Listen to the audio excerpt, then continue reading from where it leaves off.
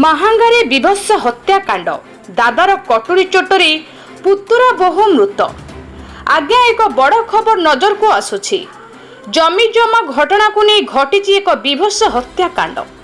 ଏଭଳି ଘଟଣା ଦେଖିବାକୁ ମିଳିଛି ମାହାଙ୍ଗା ଥାନା ଅକରପଡ଼ା ଗ୍ରାମରେ।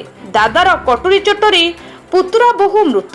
ଜମିବାଡ଼ି ବିବାଦକୁ କେନ୍ଦ୍ର କରି ମହିଳାକୁ କଲେ ମାରଣାନ୍ତକ ଆକ୍ରମଣ। କଟକ ବଡ଼ ମେଡିକାଲରେ ମହିଳାଙ୍କୁ ଡାକ୍ତର ମୃତ ଘୋଷଣା କଲେ।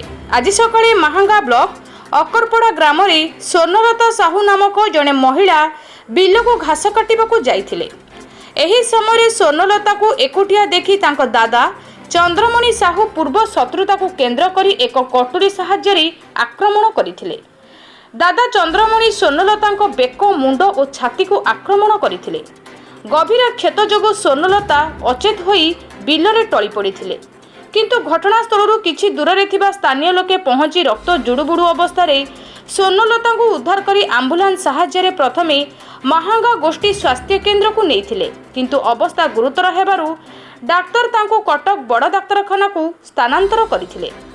କିନ୍ତୁ କଟକ ପହଞ୍ଚିବା ପରେ ଡାକ୍ତର ସ୍ୱର୍ଣ୍ଣଲତାଙ୍କୁ ମୃତ ଘୋଷଣା କରିଥିଲେ। ଏନେଇ ମୃତକର ଝିଅ ଲକ୍ଷ୍ମୀପ୍ରିୟା ଥାନାରେ ଲିଖିତ ଅଭିଯୋଗ କରିଥିଲେ।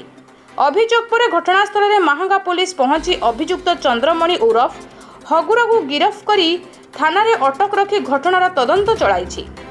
ଏନେଇ ଆମ ପ୍ରତିନିଧି ପଚାରିବାରୁ ସେମାନେ ଯାହା କୁହନ୍ତି, ଆସନ୍ତୁ ଶୁଣିବା। କଟକରୁ ରମେଶ ସାହୁଙ୍କ ରିପୋର୍ଟ, ସୂର୍ଯ୍ୟାସ୍ତ ନ୍ୟୁଜ୍।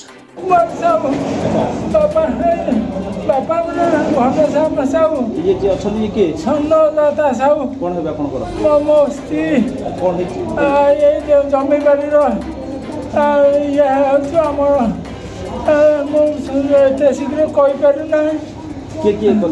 କିଏ କ'ଣ ଆମ ହଗୁରାଦା, ତାଙ୍କ ପୁଅ କାଳିଆ, ତାଙ୍କ ଯେଉଁ ଝିଅ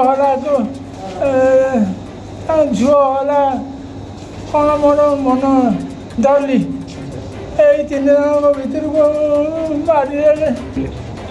କତୁରୀ ଆଉ କ'ଣ ସେ କତୁରୀ କ'ଣ ସାରା କ'ଣ କରିବି ମୁଁ ସେ ଅପରେସନ୍ ହେଇଛି ନା କ'ଣ? ହଁ ସାର୍, ମୁଁ